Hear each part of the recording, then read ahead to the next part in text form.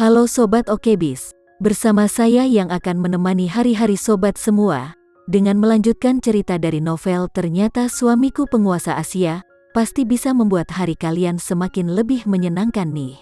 Nah, semakin gak sabarkan dengan kelanjutan ceritanya, yaudah yuk, sekarang kita langsung aja mulai ceritanya.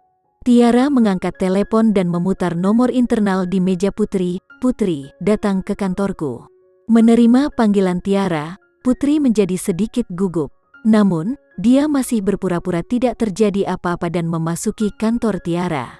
Tiara memberi isyarat agar dia duduk, lalu berkata, "Kamu baru saja melihat email internal yang dikirim oleh bantuan HUT kan?" Putri mengangguk, "Saya melihatnya." Tiara kemudian berkata, "Aku merekomendasikan kamu untuk pergi ke sana, bantuan HUT setuju." Putri berhenti sejenak, lalu berkata, "Manajer, saya telah bekerja di Departemen Operasi selama 3 tahun, dan masih ingin tinggal dan bekerja di bawah Anda. Menjadi sekretaris CEO berarti dia harus menghadapi Randy bahkan ketika pergi dan pulang kerja." Putri tidak ingin melakukan ini. Tiara berpikir tentang Putri, seolah mencoba mencari tahu apakah hatinya bersamanya, dan setelah beberapa saat, dia berkata, "Masalah ini telah diputuskan. Jika kamu benar-benar tidak mau, pergilah dan beritahu bantuan HUT." Putri juga tahu bahwa ini bukanlah sesuatu yang dapat diputuskan oleh Tiara. Jadi setelah dia pergi, dia mengirimi Randy pesan, "Randy, aku ingin terus tinggal di Departemen Operasi untuk bekerja." Setelah mengirim pesan, Randy tidak membalas pesan apapun, tetapi setelah beberapa saat, perusahaan menerima email lagi, jadi mereka meninggalkan urusan sekretaris untuk saat ini. Pegawai perempuan yang bersemangat lainnya merasakan kehilangan. Sangat menyedihkan untuk berpikir bahwa kesempatan yang akhirnya muncul tiba-tiba hilang. Di sisi lain, Tiara tidak bisa membantu tetapi melirik lagi ke Putri yang berada di luar di area kantor. Tatapannya membawa pandangan menyelidik yang dalam, dan kemudian, dia memikirkan tentang apa yang terjadi terakhir kali di Bluesea Villa. Dia sudah yakin bahwa Putri memiliki pendukung, tetapi tidak diketahui apakah pendukung ini adalah seorang CEO atau bantuan HUT yang berdiri di sisinya. Randy tiba-tiba ingin memindahkan Putri ke sisinya untuk bekerja karena dia tidak ingin melihat sesuatu seperti kemarin terjadi lagi. Setelah menerima pesan Randy, dia secara naluriah ingin menghormati keputusan Putri dan tidak memaksanya untuk melakukan apapun. Putri adalah istrinya, dan bukan mainannya. Keduanya memiliki hubungan yang setara, tidak ada yang memiliki wewenang untuk memutuskan atas nama yang lain. Memikirkan hal ini, dengan satu kalimat, dia telah membatalkan penambahan seorang sekretaris, yang membuat Rizal dan Dion terkejut. Selama bertahun-tahun, selama itu adalah sesuatu Randy yang memutuskan untuk melakukan dan tidak pernah berubah. Maka hari ini, keputusan telah rusak karena masalah kecil. Namun, tidak ada yang ingin tahu tentangnya. Randy sebelumnya masih lajang, dan sekarang dia sudah menikah, itu normal baginya untuk mempertimbangkan istrinya.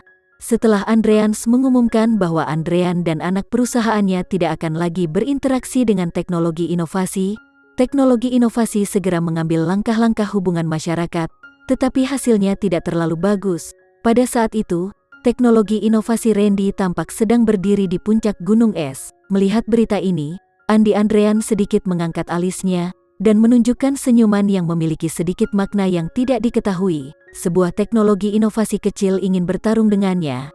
Dia memiliki 1000 cara untuk membuatnya menderita. Melihat Tuan sedang dalam suasana hati yang baik, Raka segera berkata, "Tuan Muda Andrean, begitu kami merilis berita kami, teknologi inovasi bahkan tidak akan memiliki kesempatan untuk membalas." Andrean tertawa dingin saat dia bermain dengan telepon di tangannya. "Jangan sombong terlalu dini. Terkadang apa yang kamu lihat mungkin tidak seperti kenyataannya." Raka curiga, "Tuan Muda Andrean, apa maksudmu?" Karena Randy yang bermarga Sanjaya itu bisa membuat bocah tua Wijaya itu pergi secara pribadi dan menjemputnya.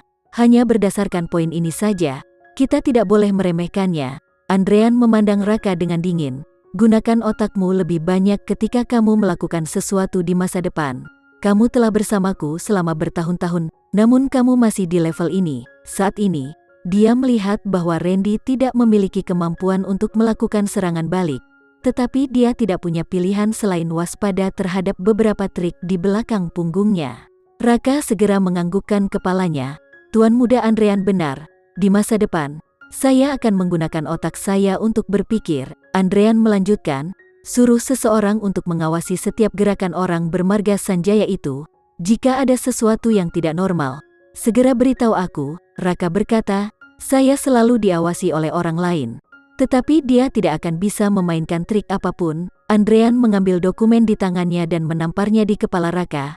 Apa kau menganggap kata-kata yang baru saja kukatakan tidak masuk akal, Tuan Muda Andrean? Saya, Raka mengusap kepalanya, tidak bersalah dan dianiaya. Dia benar-benar tidak tahu di mana kesalahannya lagi. Andrean melambaikan tangannya, suruh seseorang menyiapkan gerbongnya. Pergi lakukan yang kuperintahkan.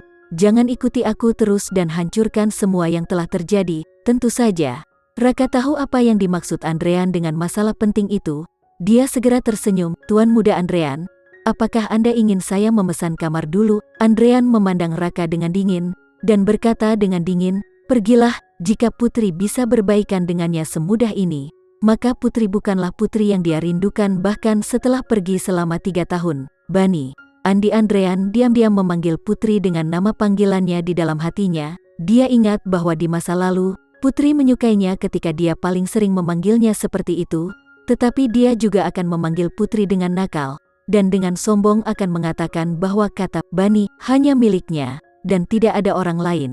Diizinkan untuk memanggilnya begitu, tetapi sebagian besar waktu, Putri hanya akan memanggil namanya dengan sekuat tenaga.